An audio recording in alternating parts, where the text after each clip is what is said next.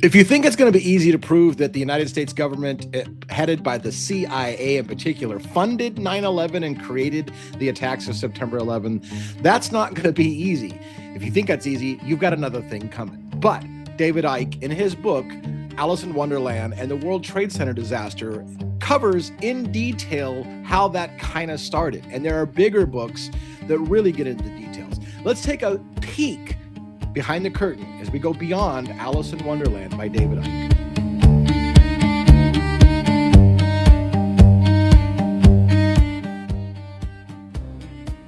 Once again, if you're new to this series, this is a book review of an old book from like 2002, Alice in Wonderland and the World Trade Center Disasters by David Icke. We'll put it on screen right now for you to take a peek at what it looks like. That's the book. Please consider buying a copy of this book. And while we are in the early chapters of this book, this is not a series that you need to go back and start from the very beginning. I try to keep these pretty self-contained.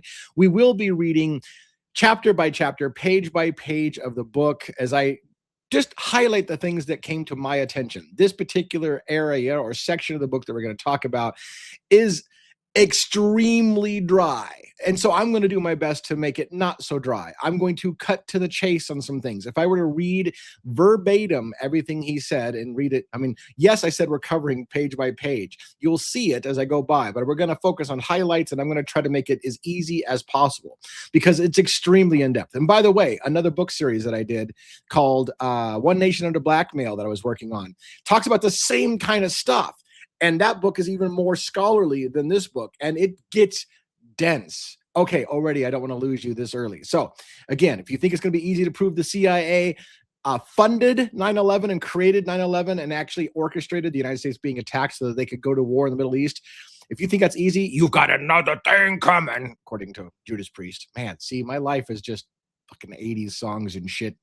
Anyways, a little throwback to Judas Priest. Let's get into the book, and I'll show you the best way I can without losing you in the weeds, because there's a lot of this chapter that deals with so-and-so is great-grandfather to so-and-so who's in the such and such family, who's best friends with so-and-so, whose cousin is this person, whose family member is this, and knows Bob from such and such bank that funded such and such. And when you get into that, it gets super convoluted. People don't know a lot of these names anymore. Like, for example, even Henry Kissinger, which was a huge name in U.S. politics, a lot of newer generation people don't know or give a fuck who Henry Kissinger is. And so when someone read this book a long time ago and saw Henry Kissinger, they go, holy shit, Henry Kissinger did that or said that. It was a big thing for them. But today it might not be so much because you haven't known or given a shit about Henry Kissinger for forever. So for me to read that name, which would have big impact for somebody who originally may have read the book, it's not going to have as much impact today because we're fucking decades down the road from then, right? Literally decades down the road from here. And everybody's getting older and people are starting to forget. By the way, there's a saying. What is that saying? It says that those who don't learn history are doomed to repeat it. Yes, we tend to have a short attention span. All right, let's get into it. Speaking of short attention span, I'm going to lose you if I don't get right at her. All right, before we begin our journey through the official fairy tale of September 11th, we should look at some of the background to the world leaders who have dictated events before and since that terrible day. Now, again, that's the premise of a chapter that's going to get very, very dense. And I'm going to do my best to use anecdotes from my personal life about how these kind of stories impacted me without boring you with all the details. If you were the person who needed the details, you wouldn't probably watch me talk about it. You'd go buy books. And I would even recommend maybe buying a different book than this one, not because I don't think David Icke is onto something, but because David Icke will be lost in credibility because some people will tell you, do you realize that guy thinks that shape-shifting lizards run the country? And you'd be like, I'm out. And then you put the book down and you won't listen. People tune out. So if you need to get into the weeds, please do so. But maybe pick something like One Nation Under Blackmail, which will talk about all the same kind of people he's going to talk about here, not directly leading up to 9/11. That's a different, but it's all the same players. All right. Surely before we make the decision about what to believe, we need to know if those who have peddled the official version of events can be trusted to tell us the truth. And that's the thing. Many of us in America just accept that when our leaders tell us something that they can be trusted. Where did they earn that trust? Have we ever even looked into their past to see if they're good moral character people? Or has our leader always been our leader from the day that we've known and we just accept what our leaders tell us because we're taught to trust them? That's kind of a crux of this. If you look into the families who lead us, who we just accept, if the president said it, it's got to be true. Fuck the president. That's the attitude of people like David Icke. Fuck, who's that? Have you even looked into his past to see what kind of person that person is before you accepted their word? Because, well, they're the president, they must be true. Oh yes, I'm going to side tangent. I told you we'd do this a lot. The next three chapters, and we're not even going to get through this chapter today. So this is a warning. This is how dense it is. And I'm going to try to do my best to make it entertaining. The next three chapters will be full of names and interconnecting subjects. And I can understand that some may find it overwhelming at times, but without this information, it's not possible to appreciate the true context of September 11th.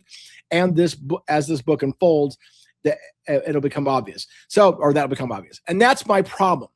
Like David Icke says, it is dense reading of so-and-so knows so-and-so knows so-and-so, and such bank is owned by so-and-so, who's owned by such and such bank, and it gets hard for anyone to stay with it. And as he says, you can't fully appreciate this book without understanding all of the interconnectedness, which is super, like he said, overwhelming at times.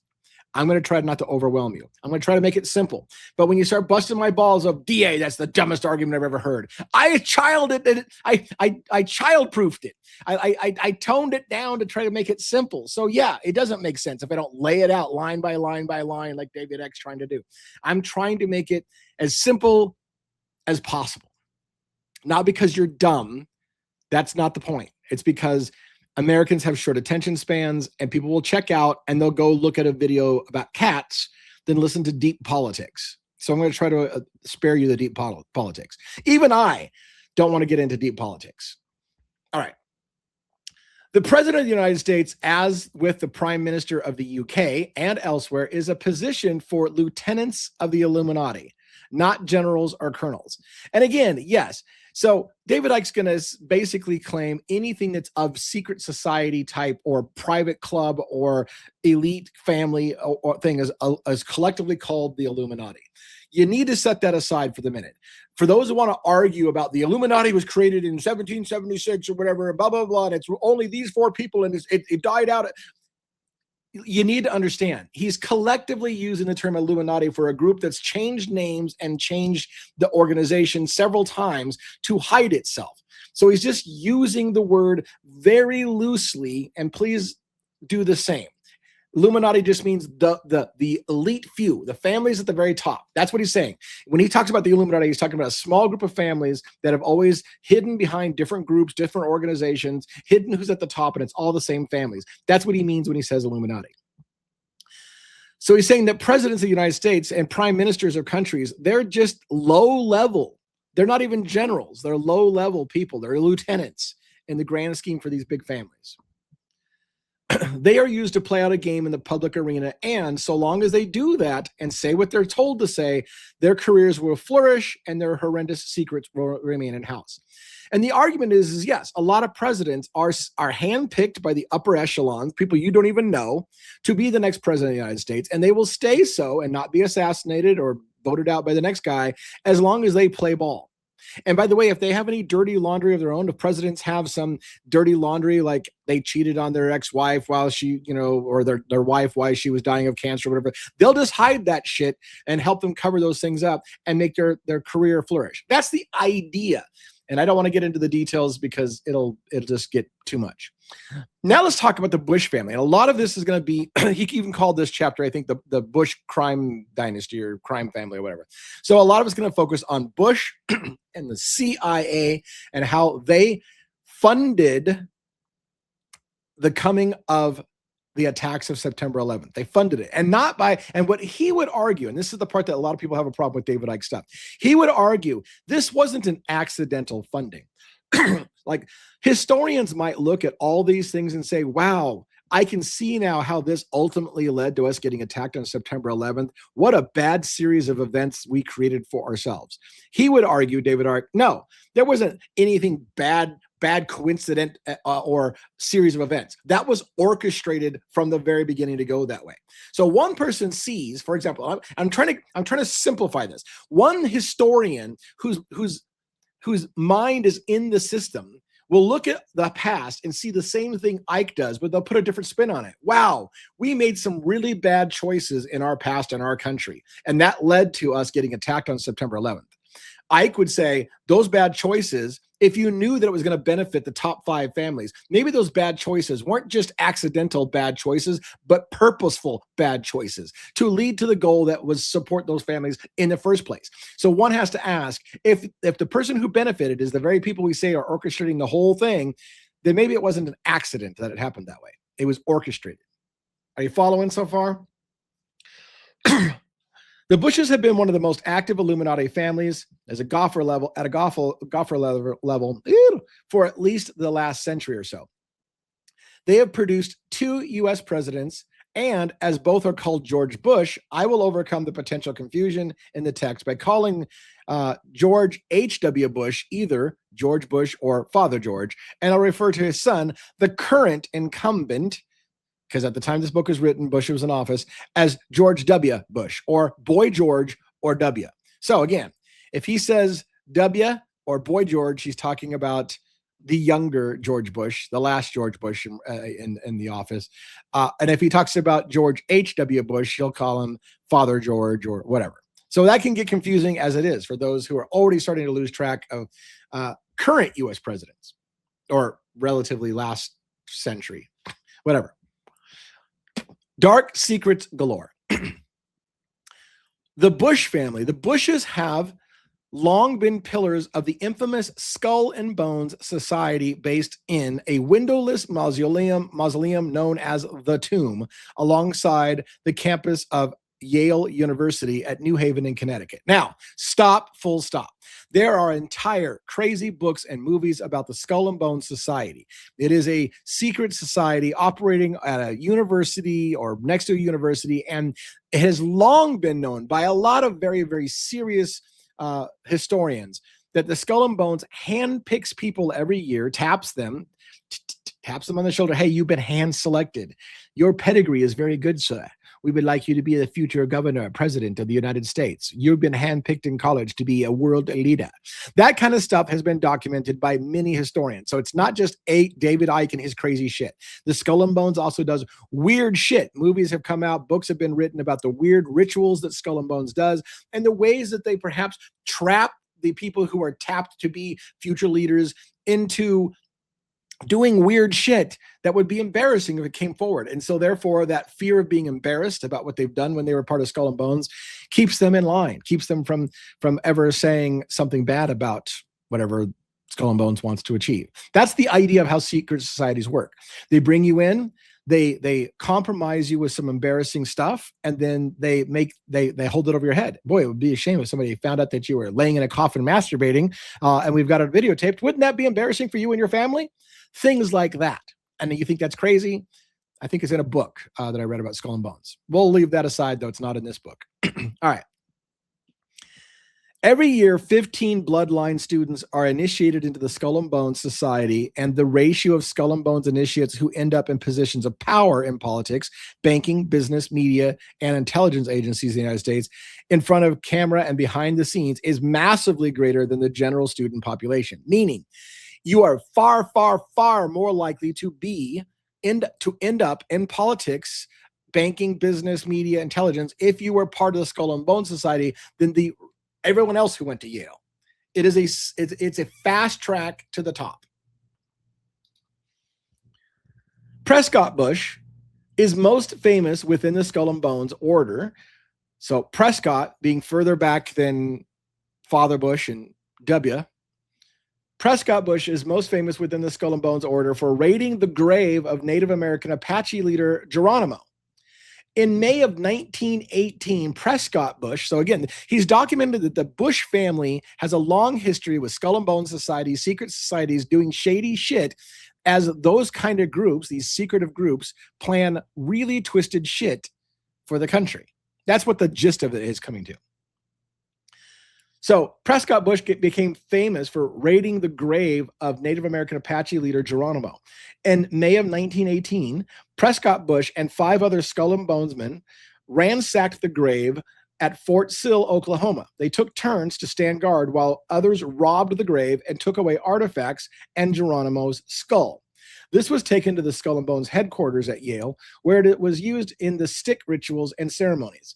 This horrible story is told in an internal history of the Skull and Bones Society and was quoted to Ned Anderson, the tribal chairman of the San Carlos Apache tribe, when he was negotiating to have Geronimo's remains returned to the tribe's custody. So look, the story about them raiding the grave of Geronimo, taking the skull and using it in rituals at Skull and Bones, eventually got back to people who had interests in the Apache tribe. And they negotiated with the Skull and Bones to get Geronimo's skull back when they found out that it had been raided and taken.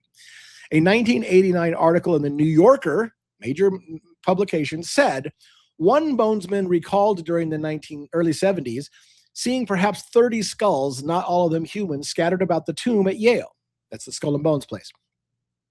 This is the mentality of the people running our world. So what Icke is saying is, look, how weird is it that people who get in high positions of authority will come from places like the Skull and Bones Society, where they steal skulls, they surround their tomb with skulls, and they perform weird-ass rituals with human skulls. That's the kind of thing your world leaders do. Perform weird rituals in hidden tombs with human skulls and animal skulls, or and not all of them human. Like, Icke is vague. Not all of the skulls are human. He's vague. Maybe on purpose. The Bushmen also have a long association with the diabolical rituals performed by the Illuminati bloodlines every July at a place called the Bohemian Grove, located on 2,700 acres of a very secluded redwood forest near the hamlet of Rio in Sonoma County, 75 miles north of San Francisco. So, full stop. Major articles and documentaries have been made about the Bohemian Grove. I thought it was a joke as well. I got introduced to the Bohemian Grove through an individual by the name of Alex Jones, which Icke will mention Alex Jones. And you might think Alex Jones is crazy because he likes to do shit like this. You want to let those people rule the world, you stupid people. That's the kind of shit that Alex Jones does. Sorry, I just screamed in your ear. That's the kind of shit Alex Jones does. He gets really, really passionate and angry at people who allow this to happen right under their nose. And because of his screaming attitude, frothing at the mouth and spitting when he's yelling, people are like, that guy's a fucking nutbag. They say the same thing about me, but I tone it down just a hair. Not much, but just a hair. Anyways, I got introduced to Bohemian Grove through the video. Alex Jones had broken in. I'm gonna segue. We're gonna read a little bit about it, but I want to segue for a personal story. I think it was shortly after September 11th, I discovered Alex Jones, and I discovered the Bohemian Grove tape. Because again, just like this researcher, people were starting to make connections. And the Bohemian Grove was this place. It's a real place. Major magazines have written about the Bohemian Grove. And world leaders will go to the Bohemian Grove. And here's the best part about it.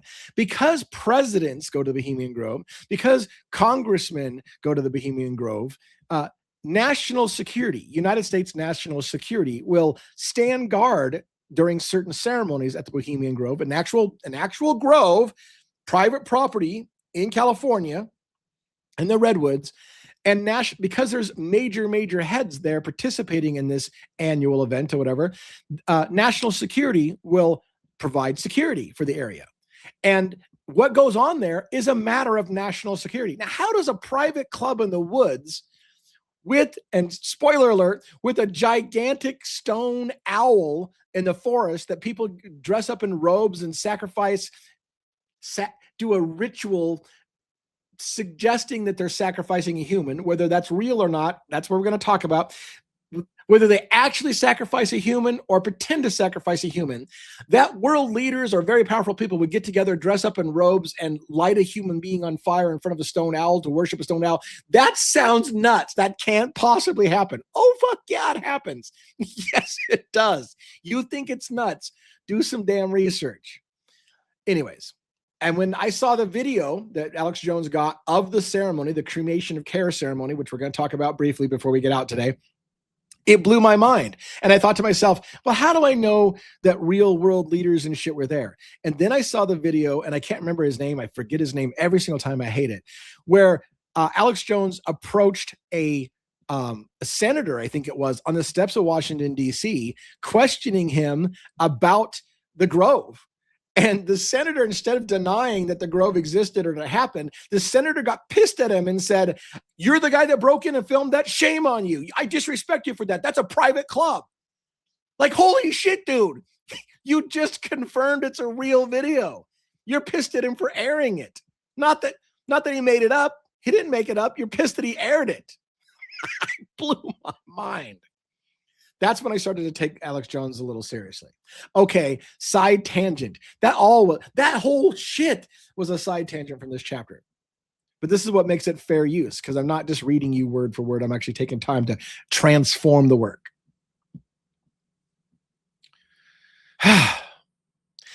This is a ritual and sexual playground this is the Bohemian Grove. This is a ritual and sexual playground for leading American and foreign politicians, mobsters, bankers, businessmen, media owners, and editors, top entertainers, etc., who are initiates of the Illuminati or serve the agenda in some form.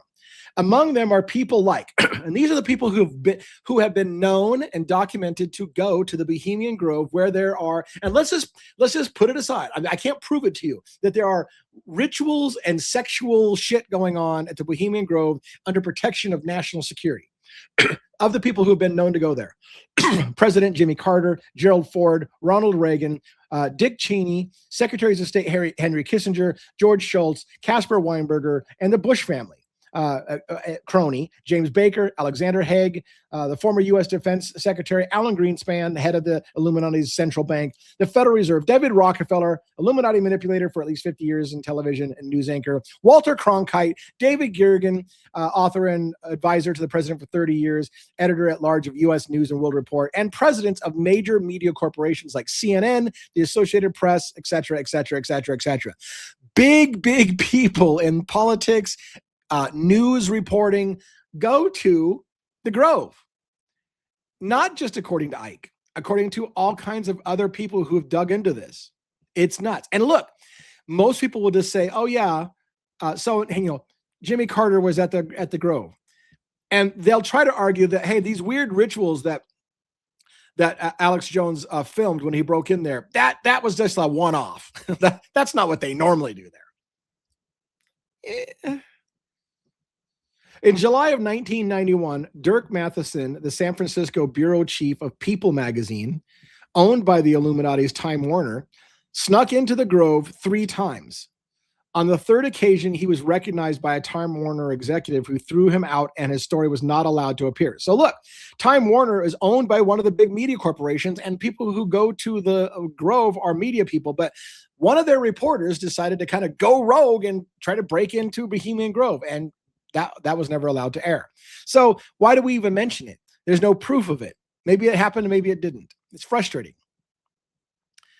But Matheson said that John Lehman, a former Secretary of the Navy, delivered a lecture at the Grove that revealed how the Pentagon estimated 200,000 Iraqis had been killed a few months earlier in the Gulf War, a figure that had not been made public. So a reporter from People magazine, was it People magazine that we said it was? Yeah, a reporter from People magazine broke into the Grove and said, "I heard a speech from somebody high up in the Navy who was giving figures that have never been made public to the public about how many people died in the Gulf War." Why is this person in the privy about how many things that even the American public haven't been told about? Think about this. Is this possible? That's the thing. I can't prove it to you. Don't expect me to prove it to you. Is it possible that this Grove has people who get insider information? Hey, guys, here's something nobody even knows. 200,000 people died in the Gulf War. Public hadn't been made aware of that. Another speaker at the Secret Grove gathering was Al Nourath.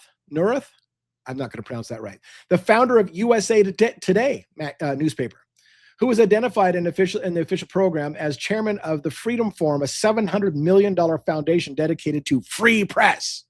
So a guy who goes to a grove with weird ass sexual and satanic, I'm going to call him satanic. I hate that word. Everybody claims everything that's not whatever is satanic. That was a bad on me. Don't use the word satanic. It's not accurate. Rituals.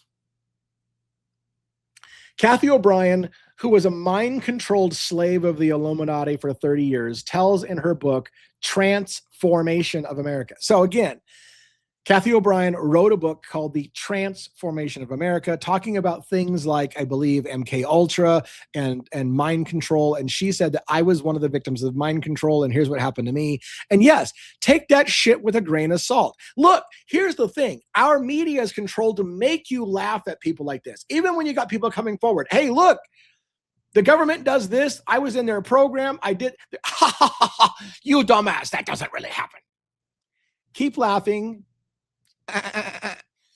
Because we're sheep.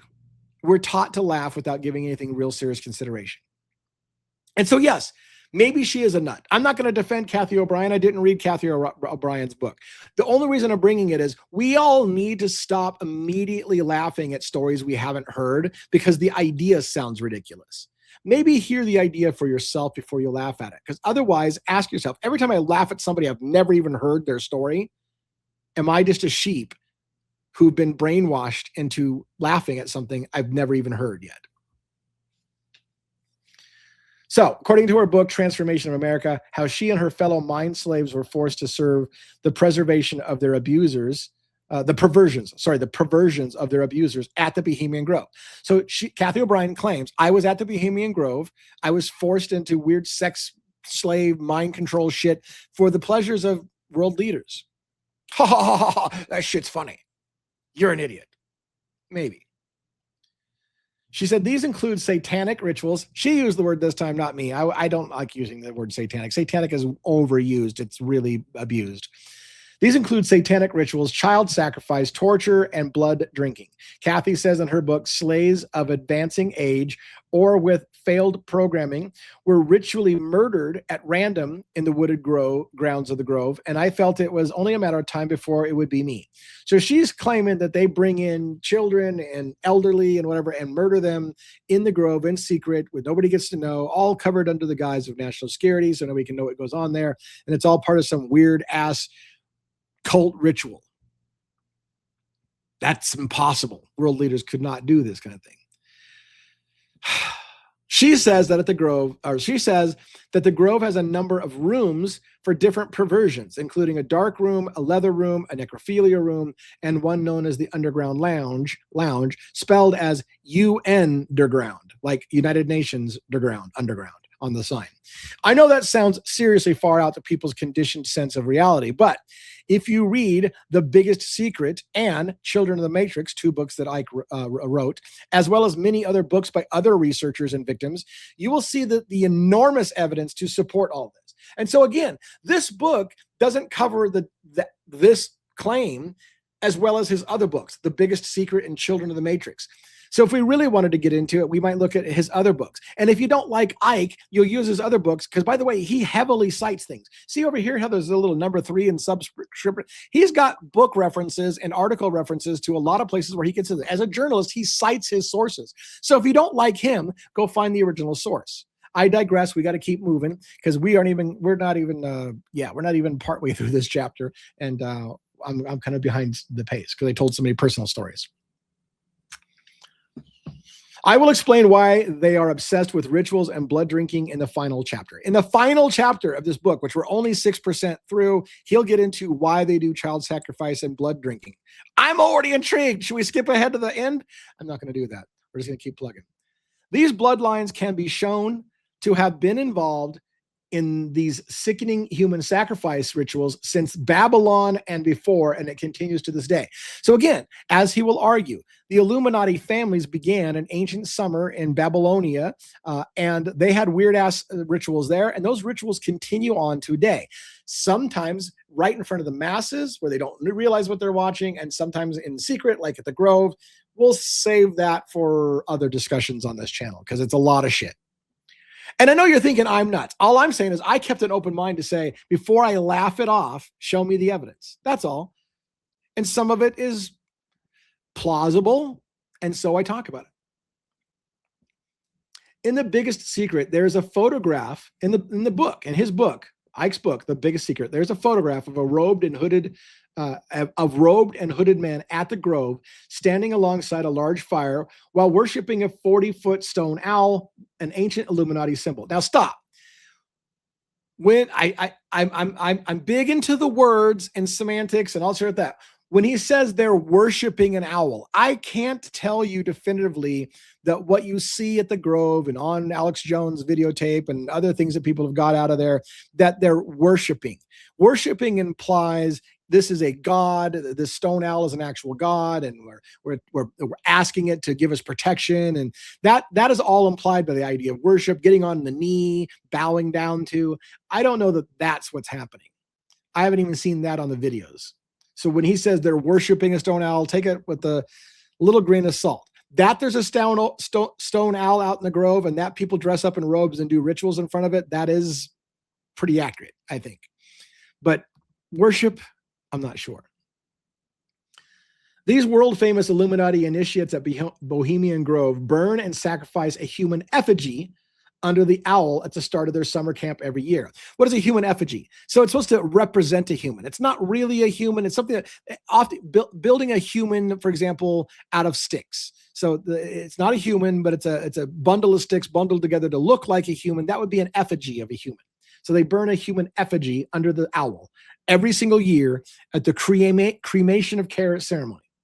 This happens during the Babylonian type ritual called cremation of care. And in the year 2000, Alex Jones, I told you they were going to get to that story that I already teased, an American radio talk show host, took a hidden camera into the Grove and filmed the ritual. And I saw that tape. It's still available. I think you can still get it online. He was too far away to see if the sacrifice was an effigy or real.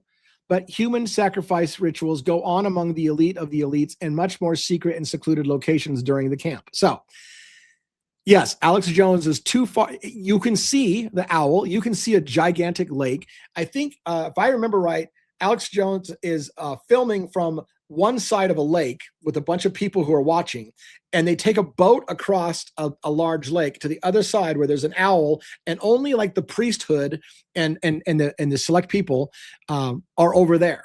And they have a microphone set up to record everything they're saying and broadcast over to the other side of the lake. So it's like the priesthood is over there, and they take a boat with a person or an effigy of a person and ferry him across the lake to the other side where those in robes and stuff like that set that person on fire in front of the stone owl like a sacrifice to the owl.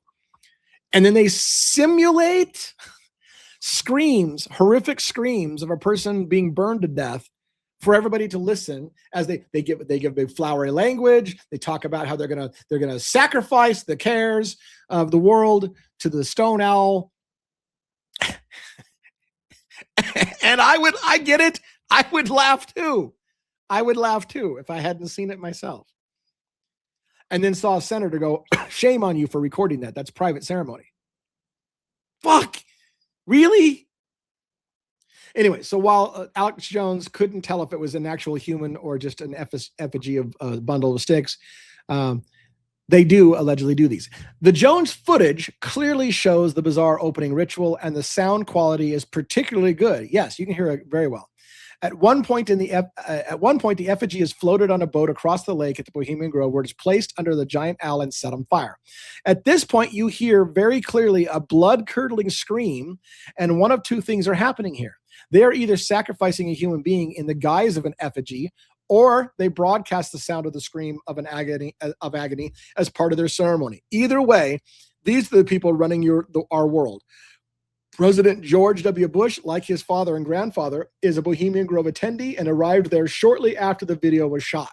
So, again, reporters have verified that the Bushes went to the Bohemian Grove shortly after this video was shot. Well, what does that tell us? It tells us maybe George Bush wasn't actually there for that ceremony, if we can document when he arrived and it was shortly after the burning ceremony. Or there's other explanations. But the point being is that they go there. The Jones footage appeared in a television documentary on the UK Channel 4 in 2001, a program that skimmed the surface of what really goes on at the Grove and missed a wonderful opportunity. Alex Jones has a tendency to scream at the camera, I told you that, which does not help his case. But he does some great work informing Americans of their plight. His own video of the Bohemian Grove footage is far better than the UK Channel 4 version, and it's well worth seeing, and it's available through Infowars.com. And yes, Infowars.com used to be Alex Jones' main platform, and I used to watch and look for it because he'd have interesting shit. I think Infowars went under when Alex Jones got sued for suggesting that the Sandy Hook elementary shooting wasn't real, and he got sued out of fucking existence, and I think that shut down Infowars, but I'm not 100% sure. But his tapes probably should still be available. And don't get me started, and don't dismiss the guy because you think, look, what he actually said and what he got sued for may be two entirely different things. Did Alex Jones actually say it wasn't real, or was he giving you evidence on why it may not have been real? There's two different things, but whatever the case may be, they sued him out of existence. Well, he still has a platform. He still's buddies supposedly with Trump. He still's on TV. So they didn't ruin him, but they ruined maybe Infowars. Side tangent. We're not going to get too terribly far through this, are we? Damn it. I'm trying to get to the CIA. Let's see if we can get to the CIA for the last half. It was very wealthy aristocrats and other Illuminati bloodline families in Britain and the United States that launched a global drug trade and still control it. They use the government agencies to bust any opposition and leave the field clear for themselves. And yes, to make a long story that he's going to cover quite a bit in here simplified, the argument is this. The United States government, through arms like the CIA, would have a war on drugs, not to keep the American people safe, but because they themselves were bringing in drugs to the United States to be sold on the streets of America and taking a cut of that. And then they would go after and shut down their competitors. Any other drug dealer who wanted to do business in the United States, sell drugs to Americans, that wasn't giving a cut to the government, they'd get shut down on our war on terror. So we declare war on people who aren't giving us a kickback. That's the oversimplification. The United States government allegedly getting involved in running drugs, cocaine into the United States and selling it on the streets of America. Later, methamphetamines, perhaps the fentanyl that came in, and we had a huge maybe that happened shortly after we invaded the poppy fields in Afghanistan. Does the U.S. government get involved in actually bringing in drugs to the United States to be sold on the streets for as long as they get a kickback? And the war on drugs is to shut down their competition. It's a big idea. It's a crazy idea. And there's entire books written on the subject. So I'm not going to try to, in one chapter, in a summary of a chapter, explain to you a really big idea. The Skull and Bones men have always had a very close association with the U.S. intelligence community. So now here's where we're finally getting to the CIA. Skull and Bones have always had a very close association with the U.S. intelligence community, and one of the most famous or infamous members is Father George Bush, who served the Illuminati and crimes against humanity as director of the CIA. So George Bush, Father Abraham had many sons. Anyways, Father Bush was the head director of the Central Intelligence Agency. And this is the start of the CIA leading to the creation of September 11th. Again, going back further, Prescott Bush, grandfather, right? Prescott Bush helped to finance Adolf Hitler through a company called the Union Banking Corporation, or UBC. And he has a massive section of this book documenting how Prescott Bush and Hitler and how Prescott Bush in America helped fund Hitler. It is too much. Look at all the pages I'm skipping through because it's detailed, and it's so-and-so knows so-and-so is connected to so-and-so who owns this bank, who funded this and got it's a long thing, and books have been written about the subject. So we're not going to try to tackle it in this. I'm just going to look for highlights.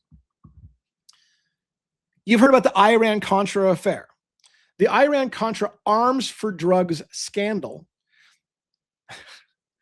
during the Reagan-Bush administration made vast quantities of hard drugs available to the young people of the United States. And again, this is a long, convoluted thing. Selling illegal arms to people and using the money and buying drugs and putting them on the streets of the did the U.S. government, the CIA, get involved in some really dark shit during the Iran-Contra scandal?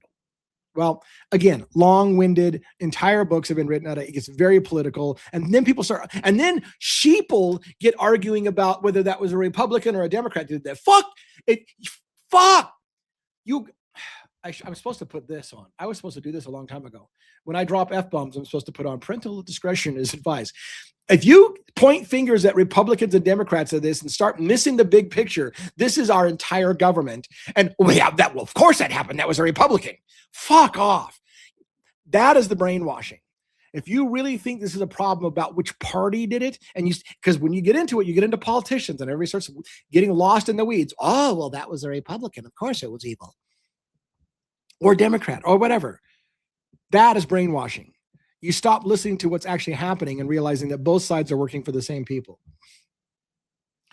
There's plenty of evidence that George Bush was a longtime CIA asset since before the Kennedy assassination, when the family friend and Hitler supporter Allen Dulles was head of the CIA. So Dulles, head of the CIA, friends of the Bushes, and possibly involved in the assassination of John F. Kennedy. The Dulles family are bloodline and cousins to the Rockefellers. President Kennedy sacked Allen Dulles in a purge in which JFK threatened to break up the CIA into 1,000 pieces. But before he could do that, he was assassinated at Dealey Plaza in 1963. On the same day, Allen Dulles was appointed to the Warren Commission to decide who killed him. That's very convoluted. It's very convoluted, but listen. John F. Kennedy was threatening to break up the CIA, perhaps because he was realizing our government was getting extremely corrupt and involved in allegations. And so he threatens to break up the CIA that the Bushes are involved in, and he gets assassinated. Because maybe because, and there's a lot of reasons why JFK may have been assassinated. It's usually not just one. JJ from State of the Deep is very accurate when he comes on and he's talked to us a long time ago about when people get assassinated at the level of JFK, it's usually not just one thing. So it might have been JFK's deciding that he was going to break up the CIA. It might have been JFK's wanting to move us off of a certain standard and mint our own money instead of borrowing from the world banks. It might have been his stance on Vietnam. It might have been, yes, all of those things were pissing off the world elite, all of them. So it's not, so books have been written about one part of that equation, and it sounds really good. Oh, he was killed because yes, and yes, and yes, all the things he was doing was pissing off the world elite. Now we're going to talk a little bit about Oliver North. I want to save as much as I can to get us as far as we can into the CIA thing, because that's the whole title of the slide.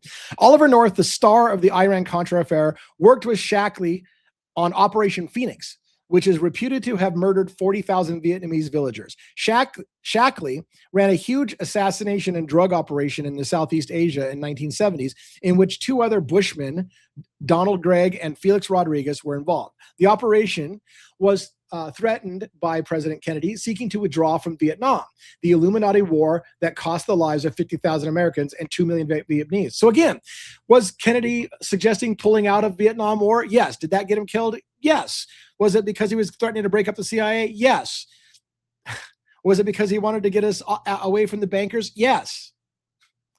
Maybe Kennedy knew all of this was related to a small group of people, and he tried to get us out of the system. Maybe. I'm not trying to glorify JFK. Maybe he was a skirt chaser, and maybe he cheated on his wife. And I'm not going to say that guy's a wonderful human being. He may have had his own demons, mobster connections. Fuck, they're all corrupt. But the point being is that maybe one part of JFK that he had right was he was starting to realize that our country had been controlled by a small group of families, and he was trying to get us out of that system and did too much at one time, and it got him killed. Maybe. That's something for the historians to argue about. The context George Bush made at the CIA would be invaluable when he became vice president to Ronald Reagan on July 21st, 1981. Reagan was a former B-movie actor and was a longtime member of the Bohemian Grove. It is said that Ronald Reagan was picked at the Bohemian Grove to be the next coming president. He had already been involved there. He was already invited. He'd gone, and they said, look, we're going to make Ronald Reagan a president. And people were like, that's just stupid. He's an actor. Holy shit, an actor became president. Anyways, so he was a longtime member of the Bohemian Grove and an initiate of the Knights of Malta. This is another very significant strand in the Illuminati web. Reagan was 70 years old, the oldest man to be inaugurated as president. His mind was already failing, and he needed long afternoon naps each day. Almost everything Reagan said, even in the relatively off-the-cuff situations when greeting foreign leaders, was written for him on cue cards by his aides.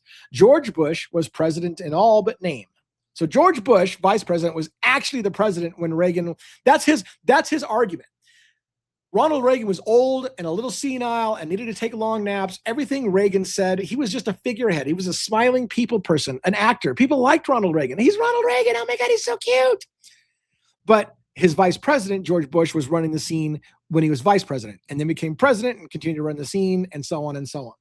But it began much earlier when Reagan was president. After the assassination attempt, remember they tried to kill Reagan. Why? Anyways, after the assassination attempt on Reagan in 1981, his mind further deteriorated. This gave Bush almost complete control of affairs, and the background was the power behind the throne, his mentor, Henry Kissinger. And again, people hear the name Kissinger and most people tune out. They don't know a lot about Kissinger. We're not going to educate you on Kissinger. Reagan's would-be assassin, by the way, John Hinckley, had connections to the Bush family. And again, the book and other books documented quite a bit. We're not going to waste all your time because I can see it. You're already glossing over. Stay awake. We're going to get through this together. Through this network would come the arms for drug operation known as Iran-Contra, in which the Reagan-Bush administration illegally sold arms to the hostile regime in Iran, hostile in public anyways, it said, and used the money that they received to illegally fund and arm the Contra terrorists in Nicaragua. So we're giving money to Iran, and then we're selling things to Iran, and then we're using that money to fund and arm the Contra terrorists in Nicaragua. And the American people didn't know or care about any of this shit. So why are we doing it?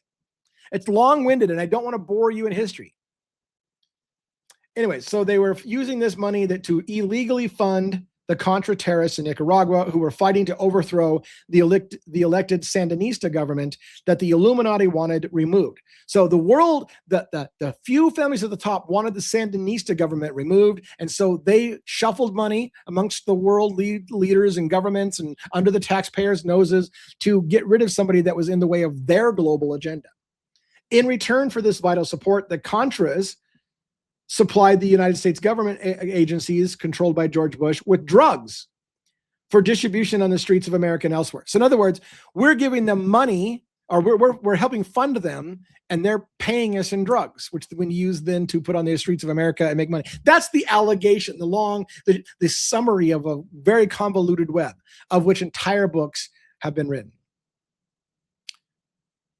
It was strictly illegal under U.S. law for the government to supply arms to Iran or to fund and arm the Nicaraguan freedom fighters, called the Contras, in their war with the Sandinista government. There's no reason for us to be involving ourselves with the politics of other countries. Why are we funding other countries' wars and fights? That is technically illegal under U.S. law. But we did it anyways. And it was a big thing. There was hearings in the United States, and Ollie North was on, I was alive enough to see some of the Ollie North shit. It was certainly illegal to accept payments with drugs. Yeah.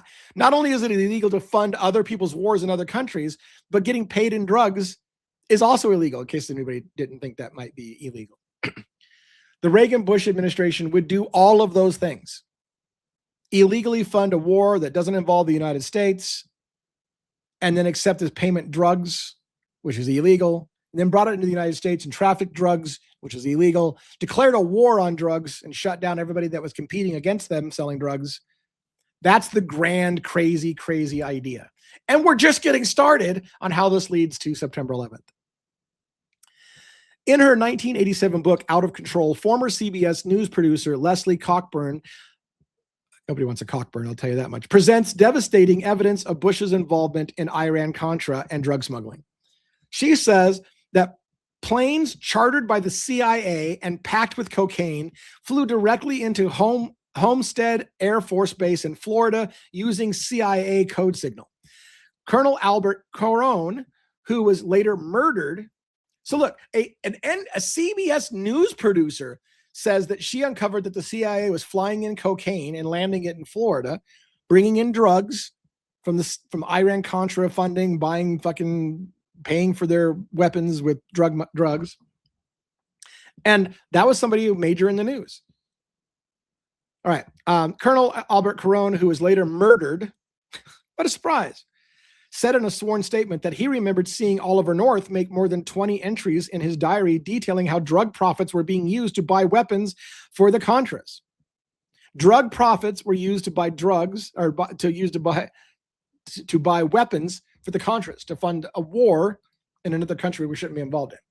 In 1986, the Reagan-Bush administration admitted that Adolfo Papo Chamarro's Nicaraguan Contras, the terrorists supported by the CIA, were helping a Colombian drug trafficker to transport drugs into the United States. And the testimony of John Stockwell, a former high-ranking CIA official, revealed that drug smuggling was an essential component of the CIA operation with the Contras. So look, it came out in official sources that our government very cleverly admitted, yeah, we were running drugs to help fund wars and all these things. And the American people don't want to look into it. They check out, they laugh. Ha, ha, ha, ha. David Icke's an idiot. And then they'll point to something. He believes in shape-shifting fucking lizards that run the country. Therefore, you can shut down everything he says about the CIA running drugs into the country. All of the stuff that could be documented, immediately dismissed because, well, he believes in shape-shifting lizards. That's how it works. See, you find something, and in fact, side tangent, you and the government might even give somebody like David Icke information to believe that shape-shifting lizards run the country, because you know if you give him enough kernels of truth, he'll run with it, and then you can expose him as an idiot. Oh my God, do you believe what he believes? You might have even given him that information. You might have even led him to believe that's true. And because you got him to bite on it, then you use it to shame him and discredit everything he says. Don't listen to a fucking thing David Icke says. That guy's a nutbag. Don't you know? He believes that shape-shifting lizards run the country. And he might have believed that because you made him believe it. You gave him inside scoops, inside information. He's like, holy shit, did you hear this? And they're like, yeah, that's wrong. And so everything you say is wrong. Classic discrediting technique. All right, we got about 5 minutes or so left that I can do this. I want to keep these less than an hour for you. We didn't get as far as into as I wanted to. I'm going to have to change the fucking thumbnail because it's less about the CIA and Iraq or September 11th than I wanted. It actually is the groundwork for it. So I guess we'll leave it. Throughout all of this, George Bush was telling the American people that we will make no concessions to terrorists. We will make no concessions to terrorists. Sorry. So sorry. I don't know where that shit comes from. I get really spun up about this shit. Just as his son is saying today, we do not deal with terrorists. I've heard that growing up, by the way. Even before Reagan was elected, Bush negotiated with the Iranians to delay the release. This is where we're going to probably end on this story. This is nuts. Even before Reagan was elected, Bush negotiated with the Iranians to delay the release of American hostages until after the presidential election in 1980 to ensure that the sitting tenant, Jimmy Carter, wouldn't get the kudos before polling day. Because they wanted the next guy in office to be president, that they didn't want Jimmy Carter to use that to run for re-election or whatever. They didn't want him to get the credit for it. So they delayed. American hostages stayed as hostages till after the elections so that the next president could take credit for it, which means, of course, that people, well, I'll just read it. He's going to say it. So well was this negotiated that the 52 hostages flew out of Iran on the day that Reagan was inaugurated after 444 days in captivity. He continues, I know it's hard for us to imagine anyone coldly ensuring that American hostages spend months longer in captivity just to serve the Bush's political agenda. But that's the mentality we're dealing with here. The same mentality that's behind September 11th and its aftermath. So like he said, they could have released those hostages months earlier. They made them wait in captivity, 52 U.S. hostages in Iranian captivity, made them stay in whatever conditions they were suffering in as hostages for months longer because it served their agenda to have Reagan be accounted as the guy who won the negotiation. They could have negotiated. They just didn't want Carter to get the credit for it. Is that even possible in your mind that our government would allow Americans to suffer a little longer if it meets their political agenda? You should believe it. I believe it because I've lived long enough. Because I'm an old man, I've got the get the fuck off my lawn mentality. I no longer trust these MFers. So maybe that's just me.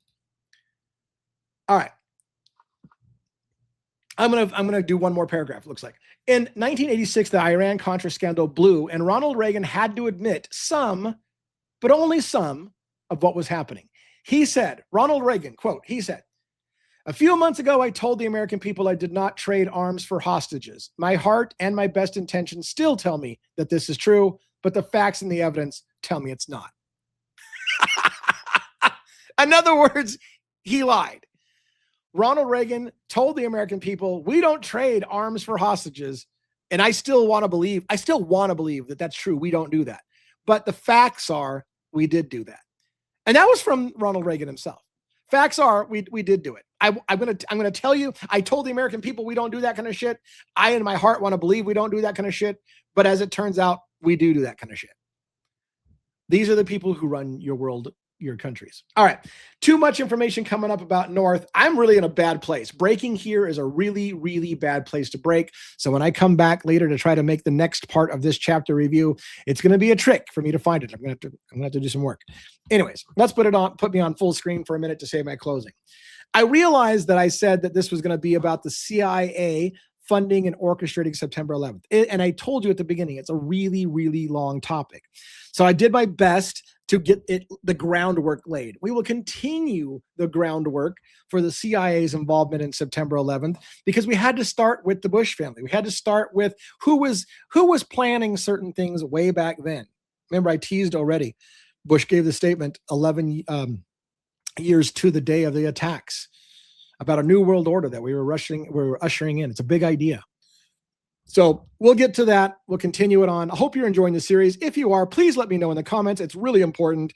This series is hard to take off. It may never take off, but take off what it needs. Take off, eh? That's another Bob and Doug McKenzie. Anyways, Canadian. Anyways, take off, eh? Anyways, I digress. Please like, subscribe, follow the thing, and most of all, after you finish watching the video, if you can suffer through it, leave a comment. Hey, I watched it. Great stuff. Let me keep going. Encourage me because this is a lot of work to do these. Have a great day. We'll see you in the next one.